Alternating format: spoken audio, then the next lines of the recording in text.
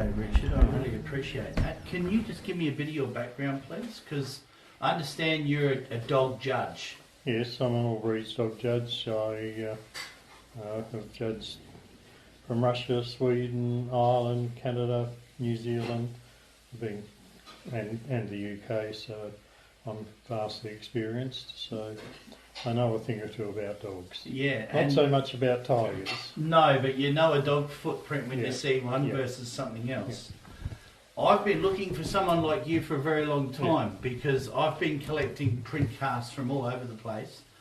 And I can't say I'm 100% certain on everything that I find, but I know something that looks very different when I see something that looks different. Yeah. I know the basic sort of morphology that thylacine feet have. Yeah, well, I understand the first thylacines were actually seen by the settlers weren't until about 1805. That's right. Over in Bellerive somewhere.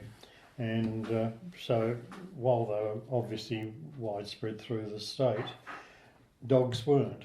Now, we've got records of some of the settlers bringing out specific breeds of dogs, hounds, and the first dog show wasn't until 1860 in Tasmania. Okay. First dog show in Australia. So a lot of breeds weren't represented before then, and useful dogs like terriers for going after rats and mice, and hounds for hunting the kangaroos, whether they were greyhound types. So there was still very much an animal husbandry thing rather than a pet. That's right. And well, the ladies of the colony would have had their little lap dogs, Italian greyhounds, and a few breeds like that. We know the Australian Terrier started off in Tasmania because one of the people from Skye, Colonel MacDonald, came out with something like a dozen can terriers, and that was in the 1840s. When he went back, he only took one dog with him. He'd obviously passed some on to his friends, colleagues, whatever, and the basis for the Australian Terrier. Okay. So dogs obviously were something that a lot of people had time for, but they're also useful animals. So it wasn't just much like a horse. Unlike nowadays, we have obviously farmers and some hunters use their dogs regularly, but the majority of dogs sit in backyards or, like these, lounge around in the house. Well, mine's in the car, but she's fine. All the windows are down, and she's more than comfortable. The brick, as you saw on the posting I put, belongs to Barry in Queensland, and they were digging up. 16 tonnes of earth were taken from the site. And this was in Hobart? In Hobart, on the corner of Warwick Street and Harrington Street. What year was this? That would be about 1990. Right, okay. They just bought the conjoined stone property, and part of it, the Green Metal site, was also part of the block. And so they had to establish, after the earth was moved, they did a bit of excavation and found quite a few bricks, including that one, which he then took down to the museum because he was quite suspicious of what might have caused the footprint in it. And they said undoubtedly it was a Tasmanian tiger. Okay. And they've got more evidence of tigers down there, I guess, in the Hobart Museum than most other places. Yeah, well, I know Dr Guiler, who did a couple of expeditions where he found what he was adamant were thylacine prints. Didn't find any thylacines, but took plaster casts of those prints anyway, and they are in the collection still. I've had that confirmed from the museum. So you've never actually seen the brick per se? Yes. You have? What was your involvement with the brick? How did you come across it? Well, these people were great friends, he and his wife, and we used to visit. They used to visit here, and he was doing a project with his house, restoring it, big conjoined place.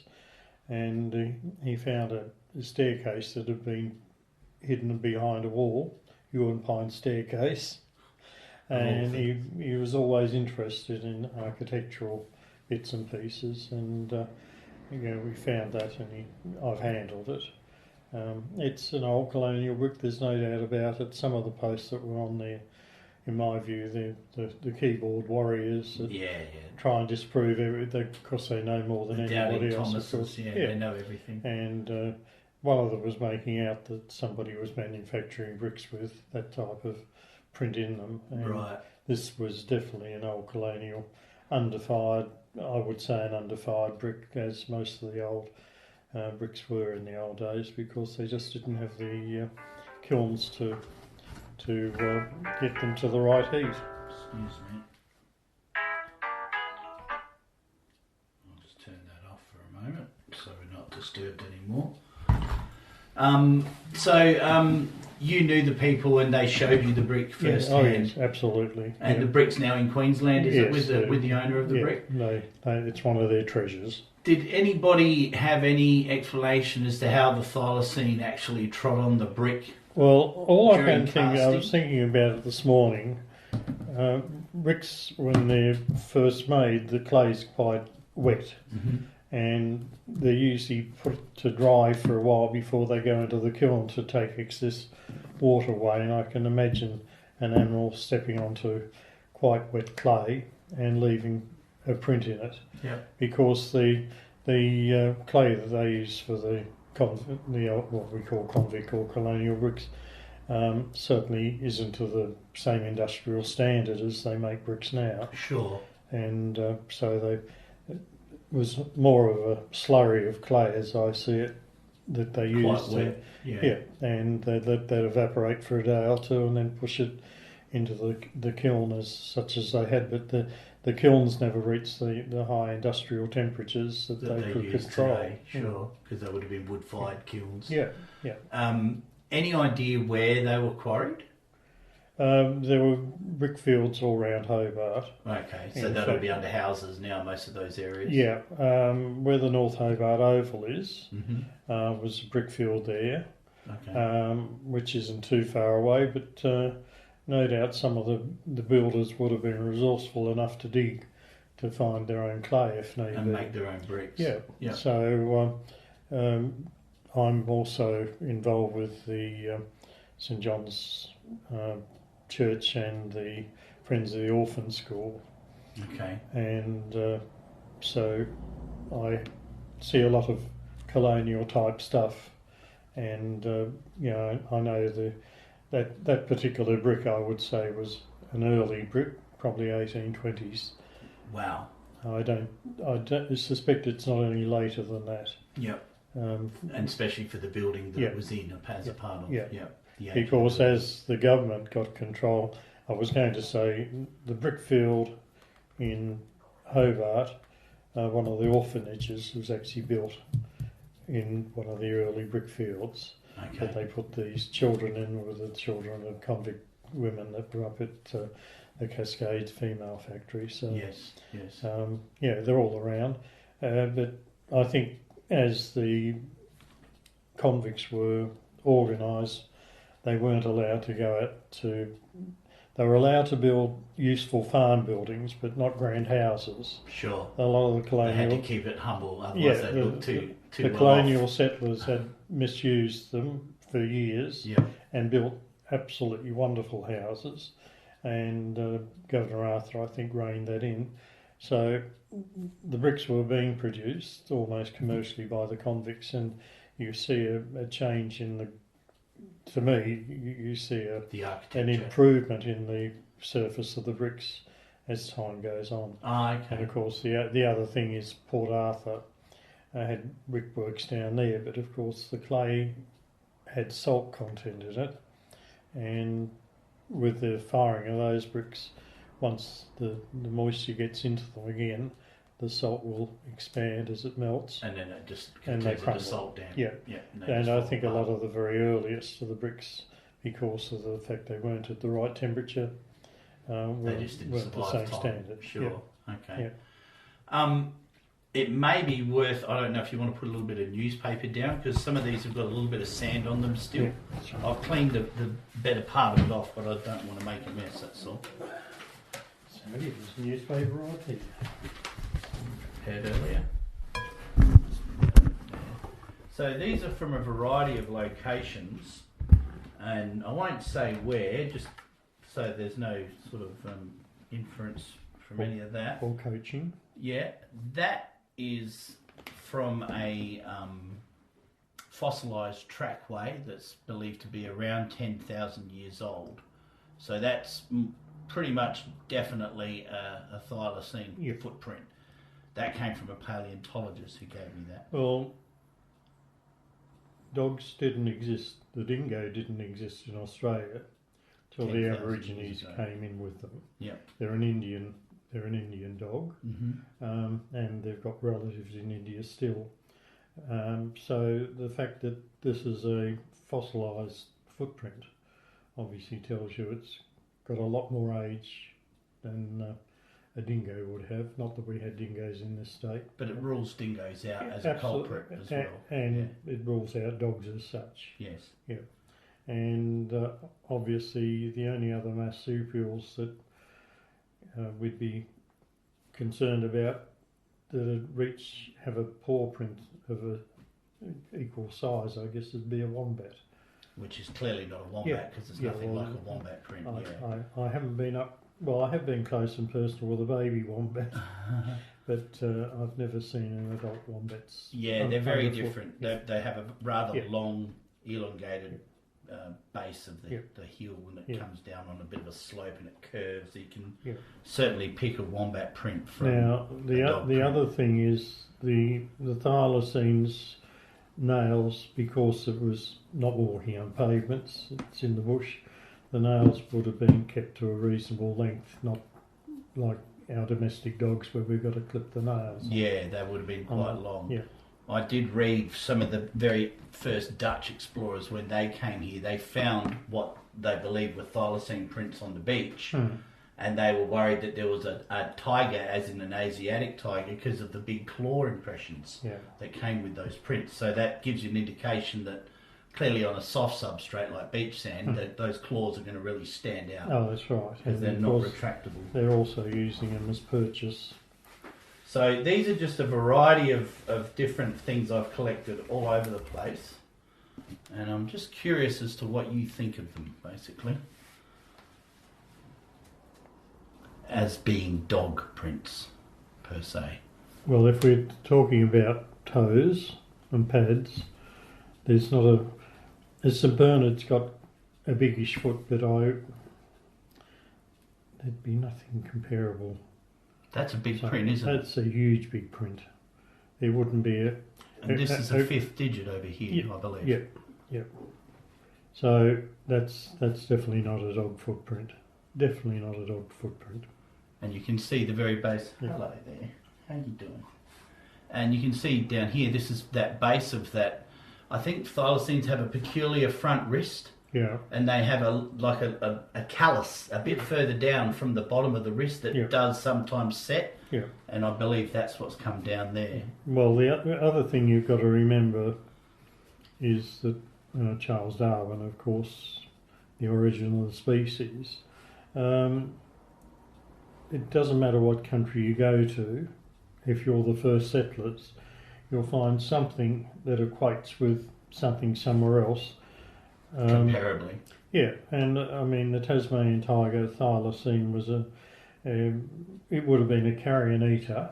That's why they were down on the beach. Yes. As well as something, there's a kangaroo, I'll just grab that as it They don't mind an easy meal as much as a hunting meal. Yeah, so this was the equivalent, I guess, of a Western European dog. You know, whether the natives ever made any use of them with the hunting, we don't know, because nothing was I've got some Aboriginal friends in Darwin who have stories of them as a companion animal, actually. Yeah. And there is a couple of bits of artwork that depict that too. Yeah, well, of course, they've found thylacine remains in some of the big pits in South Australia where the earth's collapsed down. And those limestone caves on the Nullarbor, yes. So, in your opinion, that is definitely not a dog print? Couldn't be. Couldn't be a dog. There isn't a dog big enough.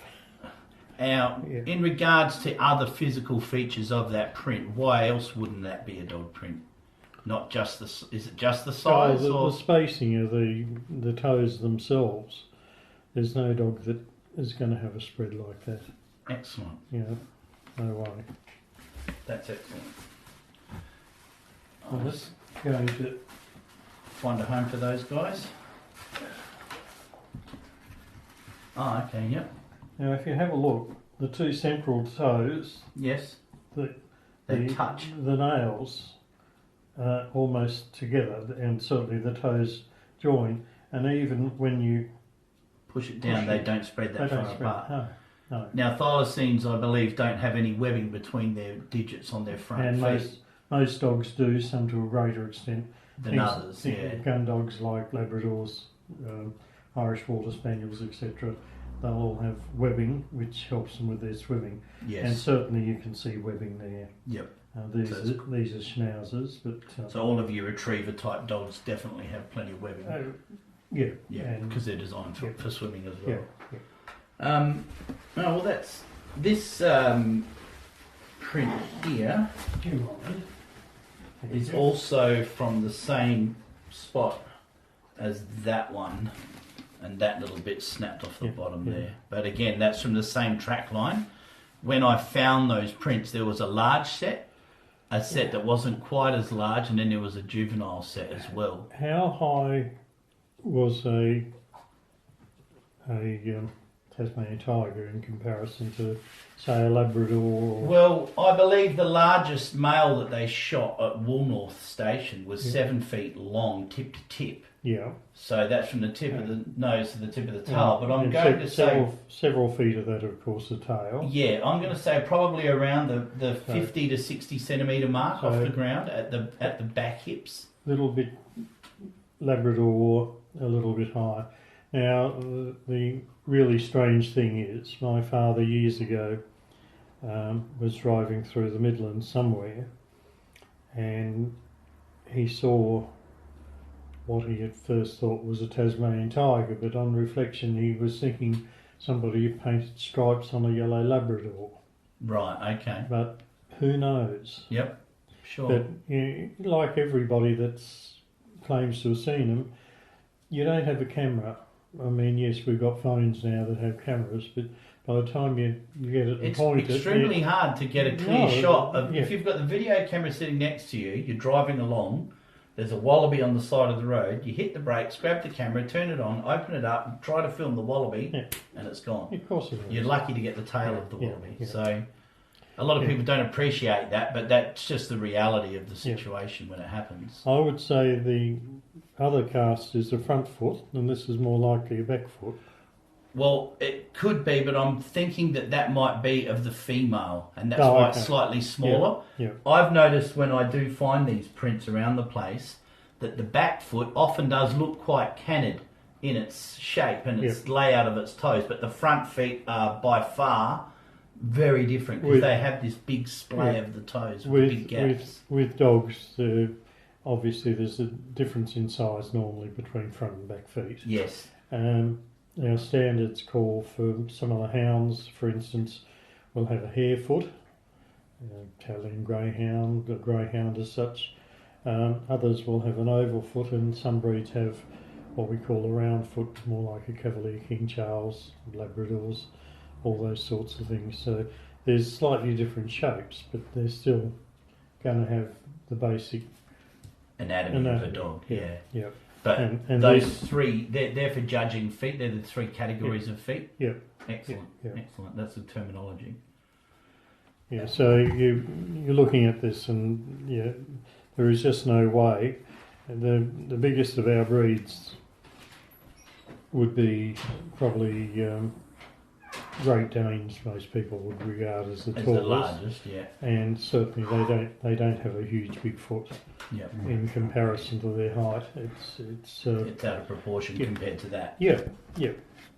So there's no way. There's a lady up the road with Great Danes, and pity I hadn't teed up with her to perhaps come down so you could have seen that. Compared you can always go to a... Whereabouts are you out the northeast? I'm out in the northeast, There's dog shows happen out at Carrick. And get a few photographs as reference, sure. Yeah. Excellent.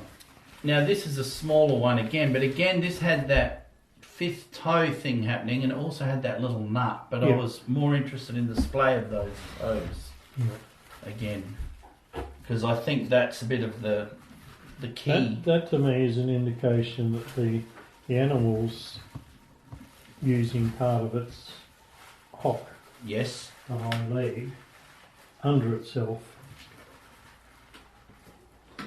To lift itself up. How can I explain it? So they're not very well trimmed, are they? As though there's a stop further back. That's right. And it's got a longer stride or a longer base because of that. That gives you an idea of the. It's a totally different foot. It is. Totally different foot. So we're looking at another anomaly here with this cast. There's going to be a stop further back on the thylacine, part of the foot. Mm-hmm. The shape's totally different. So, but there is no way a dog's foot can spread out like that. Yeah. Excellent. I beg your pardon. Someone's not happy. Oh, she's thinking she'll go and bash the other one up. Again. Now that one I can tell you is definitely from Tasmania.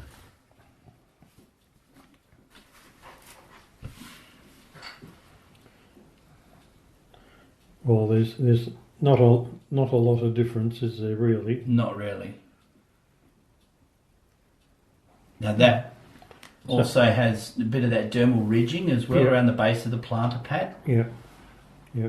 Now, I had a few arguments online with other experts, because I don't consider myself an expert, but some people do, but I certainly don't. But anyway, someone online claims that thylacines have a tri-lobed plantar pad, like it's 3 separate plantar pads, but I've had it confirmed by the chap who gave me this that that's just not true.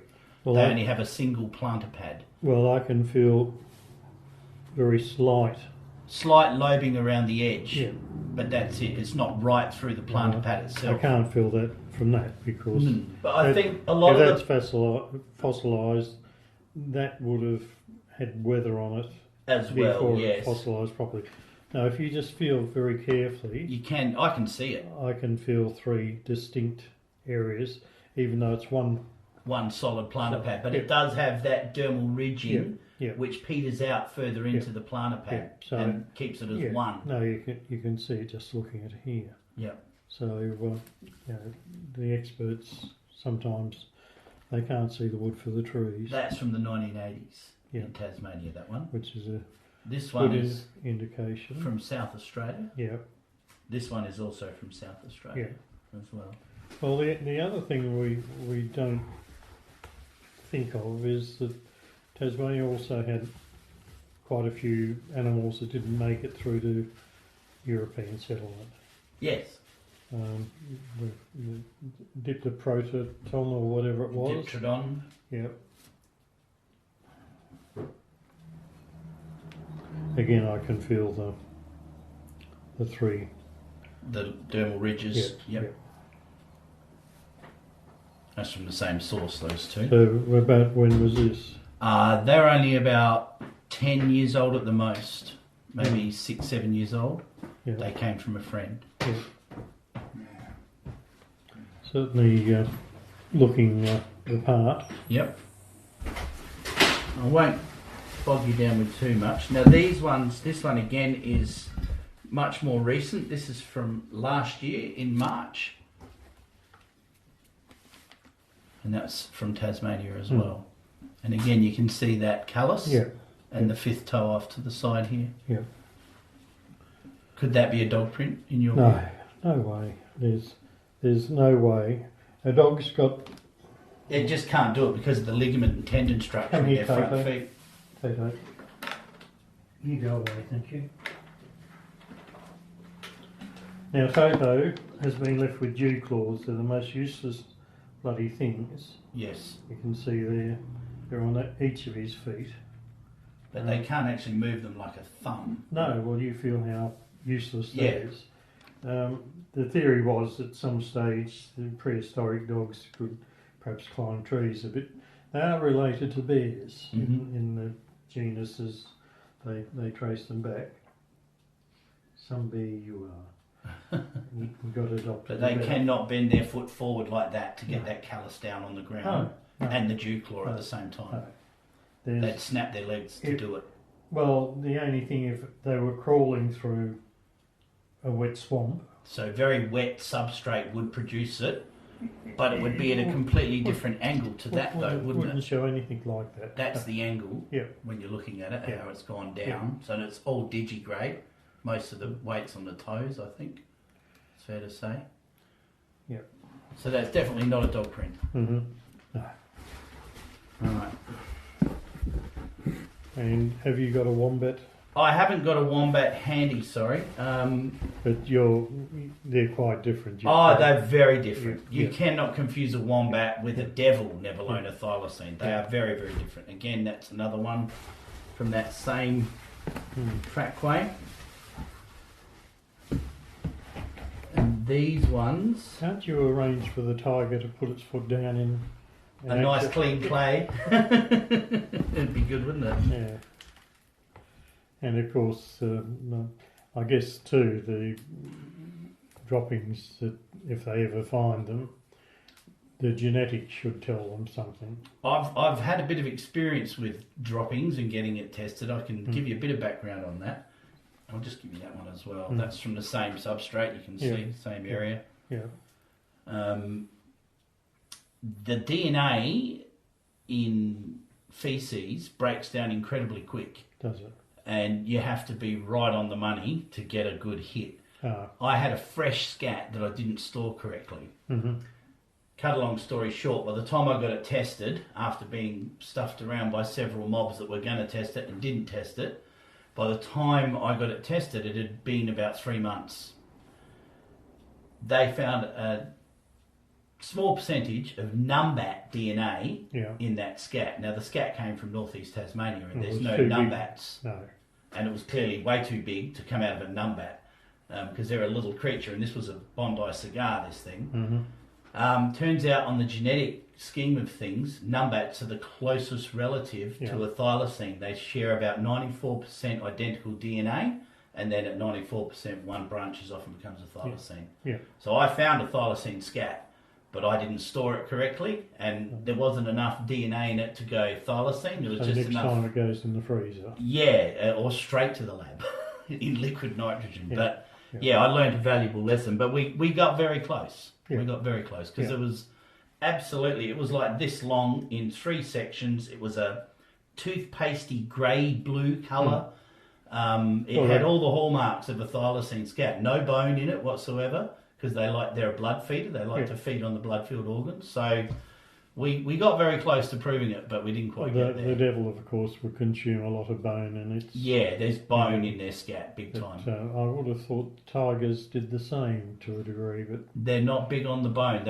What we find in the field generally is animals with their heads ripped off and their lungs and their heart are gone through the throat cavity. If a dog had to survive in the wild... It would eat every bit. It would go for the liver and the kidneys first. Yeah, okay. Because they've got the nutrients. That they'd be looking for, and that belly fat as well, I suppose. Yeah, and it's the easiest part to get to, isn't it? Yeah. Rip it open there. We've not so much in Tasmania, we've had a few, but throughout the mainland we find kangaroos, adult male kangaroos, 6 foot high Western grey kangaroos with their head torn off, like gone. Something very powerful has wanted that beast, and they only take the heart and the lungs. Yeah. They don't take anything else. They leave all the rest of it there to rot. They just take those blood-filled organs. Yeah, yeah. So I think we're onto something, and I think with your confirmation of what we've got here, we're definitely onto something. Yeah, yeah. No, there's just no way their dogs' paws, no way in the world. So I think you're onto something. That's fantastic. But it's amazing that you got those two, which are a nice clear. Yeah, well, they're from Victoria. Oh, are they? They're from coastal Victoria, those ones. I can tell you they're from down not far from Wonthaggi in Victoria. And there's legend of the Wonthaggi monster, the striped dog of Wonthaggi, that's been going back since about the 1920s, I believe. It wouldn't surprise me if there's just very very tiny populations on the mainland. Yeah.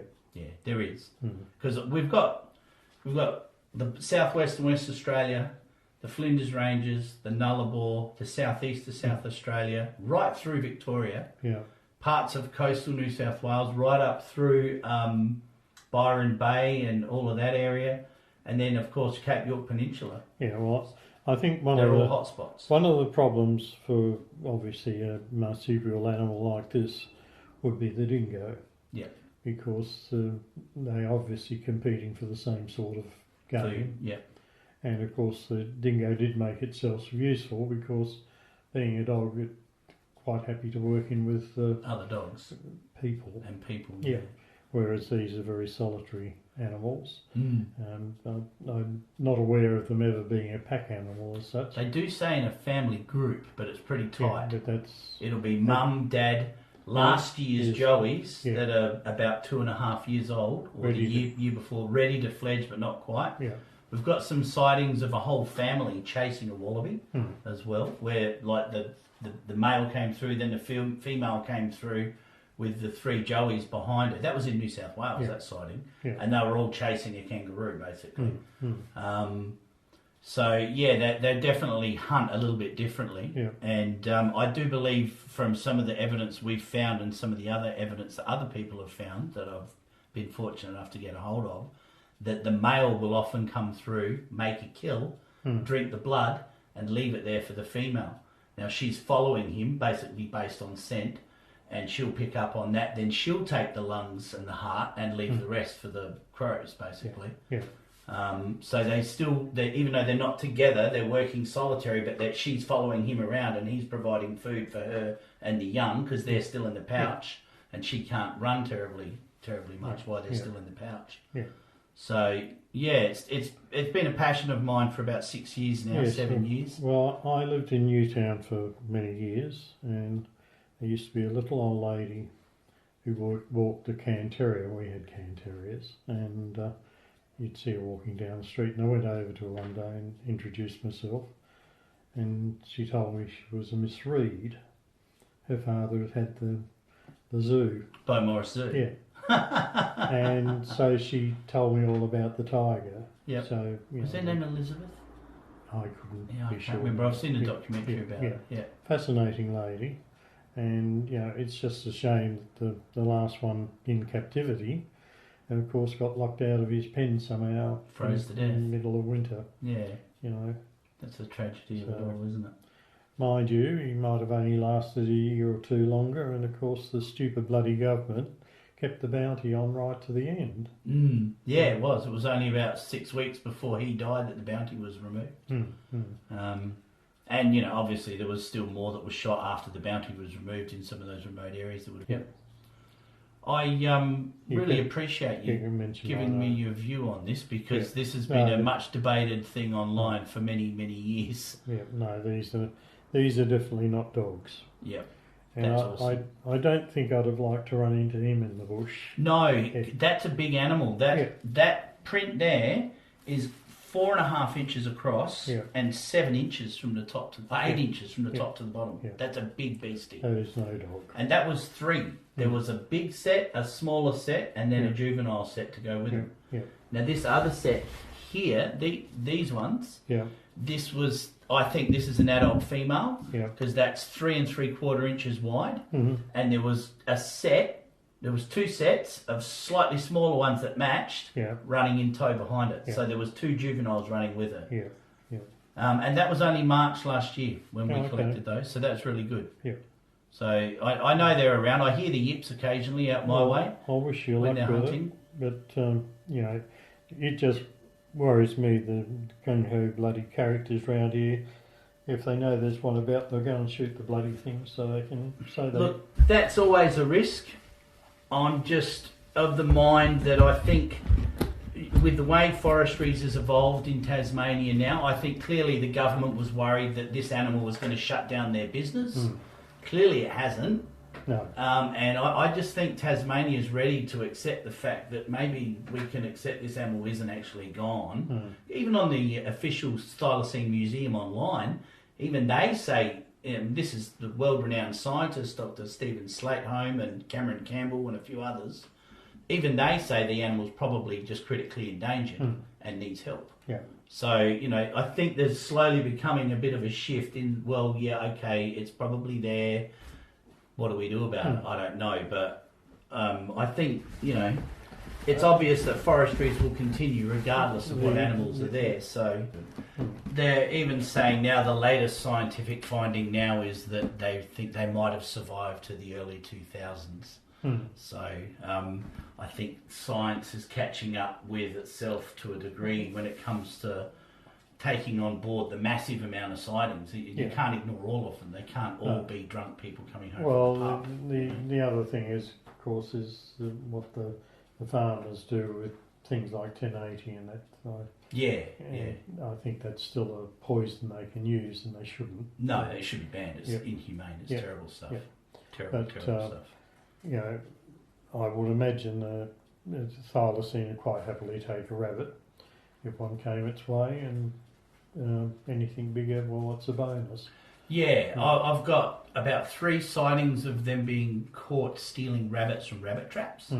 And one of the famous ones is Bert Maher's sighting from 1953, and he actually clubbed it, scun it, tanned the hide and had it stretched out, reported it to the local radio station, I think, or newspaper, and because he was my neighbour in South Mount Cameron, and he passed away a few years ago, sadly, but he did tell me the story, and he said about a day later, 2 men in suits in a black Ford Custom line pulled up and put the wind up him, and basically threatened to take his kids off of him if he kept talking about this thing, and he was in big trouble because he's killed a native hyena and he's not allowed to tell anyone about it. And he kept the lid on that for 30 years before he came out and finally spoke about it.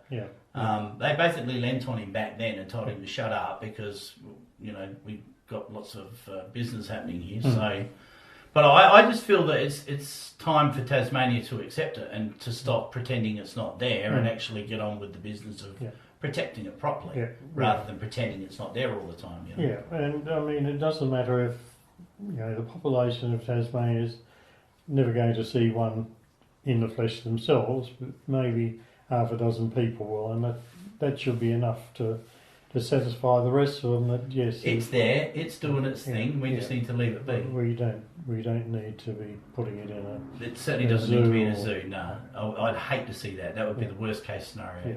You couldn't think of anything worse for the animal. The thing that would concern me, if there is a population there, and I mean, obviously these animals can send one another out, but the population is that low genetically that that's a worry in itself, because too much inbreeding, if there's a problem, it may end up with some genetic problem with its legs or bone structure or something. Well, no one really knows, I don't think, as to whether or not the population that was left after the bounty was removed was still a viable population, but the increase of sightings over the years, you can only assume that they've done okay. But there's 3 times as many sightings on the mainland as there is in Tassie. Shut up, you. Hey. So that even adds more craziness to the whole idea of it being around, really. Because a lot of people don't want to accept. Or maybe the yellow Labrador that my father saw with the stripes on it wasn't a Labrador at all. No, probably not. Because I think the public had it shoved down their neck all the years that, you know, it's just and you must be crazy if you saw one of them. They're extinct. You were probably drunk at the time. Exactly, and that's with the group that I've created online. That's the exact forum that I didn't want to happen. So I've made sure that I've kept it for the witnesses, so they've got a safe place to tell their story, and not fear that ridicule and that sort of people poking fun at them. So. No, I've got to download what I put up and send it on to my friends in Brisbane, because they're not on Facebook. So I've got a heap of photos on a memory stick here of a lot of these before they were cast and things like that. I'm not going to bore you with them, because what you've told me just from looking at the casts gives me very good confidence in what I'm finding out there anyway. But I do have your email address. I might flick you a few anyway and just see what you Okay. have to say about that at a later That's stage fine. anyway. Yeah. Awesome. No worries. All Okay. right. Well, thank you very much for your time, Richard. I'll turn this microphone off now.